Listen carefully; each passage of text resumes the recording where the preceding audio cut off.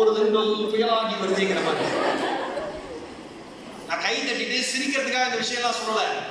உங்க பிள்ளைய காலேஜில் சேர்த்துட்டீங்க, ஸ்ரீ விஜய் வித்யாலயா ஆர்ட்ஸ் அண்ட் சயின்ஸ்ல உங்க பிள்ளை படிக்குது அப்படின்னா 3 வருஷம் படிச்சு முடிச்சு ஒரு பட்டத்தோட தான் உங்க பிள்ளை வெளியில வரணும். நான் ஒண்ணு சொல்லவா, உங்களுக்கு இல்லாத ஒரு தெளிவு, உங்களுக்கு இல்லாத ஒரு அக்கறை, உங்களுக்கு இல்லாத ஒரு வாழ்க்கை பற்றிய தெளிவு உங்க பிள்ளைங்களுக்கு வரணும் அப்படின்னா படிச்சா மட்டும்தான் வரும்.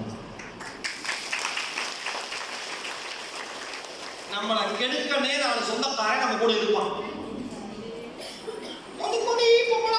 படிக்க வைக்கிறேன் அப்படின்னு கிளம்புவான். அப்படி கிளம்புறவன மோசமான காப்பியை போட்டு கொடுத்து இல்ல ஒரு மட்டமான சாப்பாடை போட்டு இனிமேல் அவனை வீட்டு பக்கமே வர முடியாதபடி பண்ணிருக்கு. நம்மை கெடுப்பது யாரு? நம் உறவினர்கள். 2 மார்க் கொஸ்டின், 2 மார்க் எல்லாருக்கும். எதுக்கு பொம்பளை பிள்ளைய படிக்க வைக்கிற? படிக்க வைக்கிற செலவு கல்யாணம் பண்ணிடலாம்.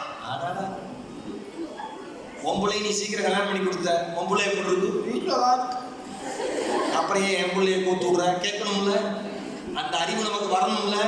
ஏன் அந்த அறிவு நமக்கு வரல? அதனாலதான் படிங்கன்னு சொல்றேன்.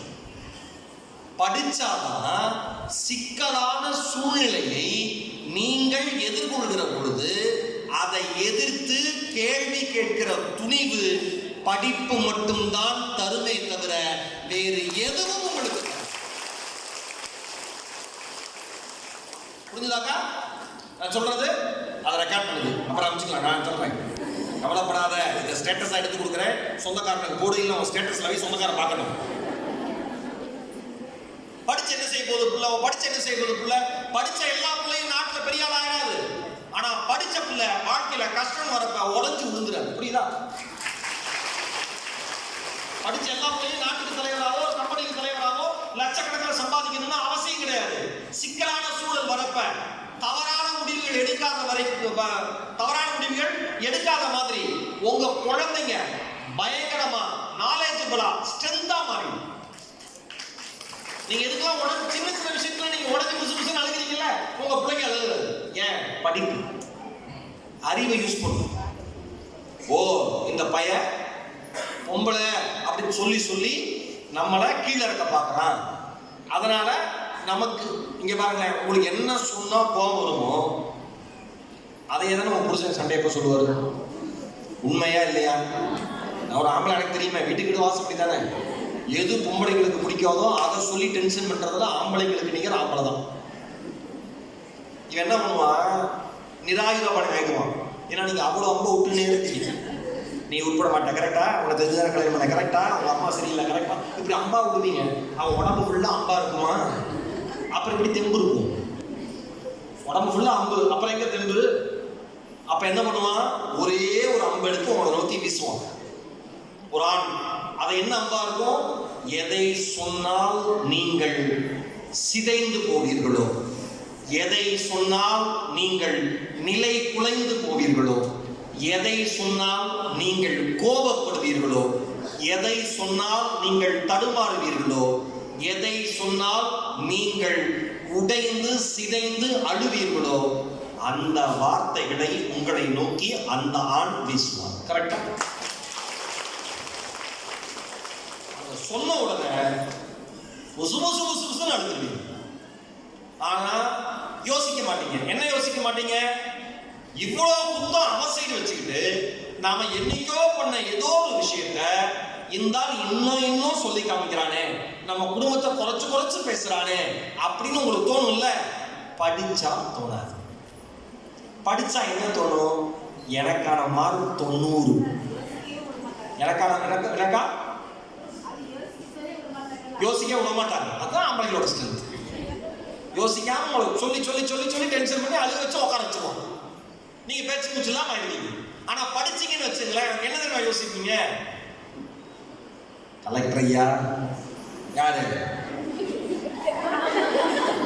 கலெக்டர் ஐயா, உன் குடும்ப யோகிதைக்கு என் குடும்ப யோகிதை எவ்வளவோ பரவாயில்ல.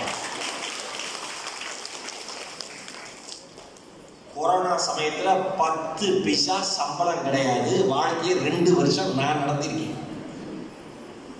நீ கஷ்டப்பட்டிருக்க, நானும் கஷ்டப்பட்டிருக்கேன்.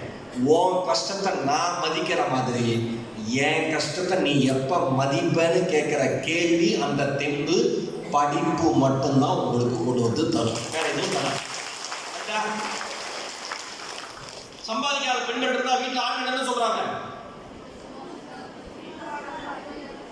வீட்டுல சும்மாவான இருக்க, சம்பாதிச்சு பாரு, கஷ்டம் தெரியும். லட்சமா இறக்குறேன். 15 வருஷமா அதே சம்பளம் இல்ல, அதோட கம்மி தான் இருக்கு. அதிக ஆதாயம். இதுல சம்பாதிச்சு பாரு, கஷ்டம். இந்த அம்மா நான் சம்பாதிக்க ரெடி. இப்ப நீங்க இன்னைக்கா ஒரு நாள் இந்த வார்த்தை சொன்னீங்கன்னா அவங்களுக்கு தடுமை. சமைச்சு பாரு, உனக்கு தெரியும். யார சமைக்க சொன்னா எப்படி கோபப்படுவாங்க? ஏன்? ஏன்னா உப்பே எங்க இருக்குன்னு தெரியாது, சக்கரை எங்க இருக்குன்னு தெரியாது. தோசையை ஊத்த சொல்லுங்க, கல்ல உடைச்சு போடுவாங்க. ஒண்ணும் தெரியாது, ஆனா பேச்சு பாருங்க அப்படி இருக்கும். ஆனா இது எல்லாமே உங்க குழந்தைங்களுக்கு நடக்கக்கூடாதுன்னா நீங்கள் செய்ய வேண்டிய ஒரு விஷயம், எந்த சூழ்நிலையும் என் குழந்தை, என் மகள், நான் பெற்ற பெண் பிள்ளை, நான் தடுமாறுகிற மாதிரி அவன் வாழ்க்கையில் தடுமாறக்கூடாது என்றால் அவள் நிச்சயம் இந்த 3 ஆண்டு கல்லூரி படிப்பை முடித்தே தீர வேண்டும் என்கிற எண்ணம் தான் வேண்டும்.